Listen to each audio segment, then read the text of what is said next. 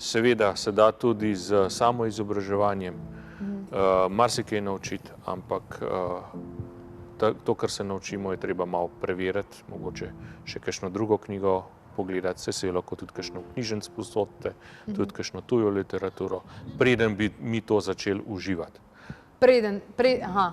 Razumem, preden se dejansko začne.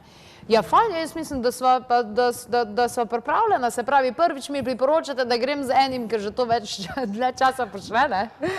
Mogoče ene parkrat, da greste kar sama, pa majčkeno opazujete, pa da ste vztrajna. Aha, okej. Pa da majčkeno kakšno naberete, pa kakšno vzamete, pa prinesete pokazati s tistim, kad boste šli v naslednjo.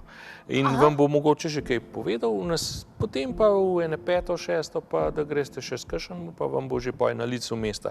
Ampak pač v prvo ne smete pričakovati preveč, pa tudi ne smete pričakovati, da tisto, kar boste nabrala, da boste kar pojedla. Okej, odlično. Najlepša hvala, gospod Arzenšek.